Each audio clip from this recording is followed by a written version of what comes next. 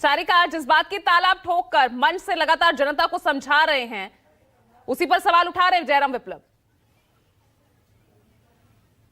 देखिए, मैं छोटा सा एक उदाहरण देना चाहूंगी। जब हमारी 200 साल की अंग्रेजों की गुलामी के बाद जब हमारा देश आजाद हुआ रीता जी, तो उसमें दोनों शक्तियां थी, बुजुर्ग भी थे और जवान भी थे। जहां एक तरफ महात्मा गांधी थे, चंद्रशेखर आजाद थे, वहीं पे एक तरफ भगत सिंह थे और सुभाष चंद्र बोस जैसे सरीखे लोग, मंगल पांडे जैसे लोग भी उसमें शामिल थे। यानी कि गर्म दल और नरम दल दोनों की सहभागिता के बाद ही हमें देश की आजादी प्राप्त हुई। उस समय भी, देश की आजादी के समय में भी, जो लोग देश को चाहने वाले, जो देश प्रेमी लोग थे, उन्होंने जंग किया, और जो लोग भगोड़े थे उन्होंने संघ को पकड़ा। यानी कि वो समय भी था और आज भी समय है।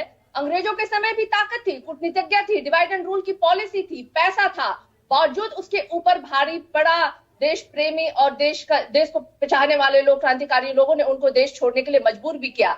आज के परिप्रेक्ष्य में भी मैं बोलना चाहूंगी कि आज हमारे पास दोनों शक्तियां हैं।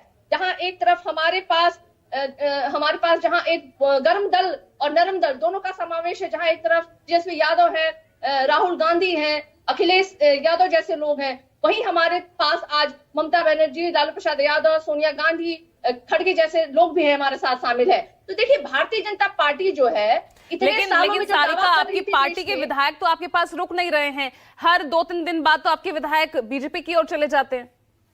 वही तो मैं कह रही हूँ ना, कि अगर ये वाकई में ये कहते हैं कि इनके पास जनाधार है, इनके पास समर्थन है लोगों का, तो क्या ये डिवाइड एंड रूल की पॉलिसी अंग्रेजों की तरह अपनाने की इनको क्या जरूरत थी?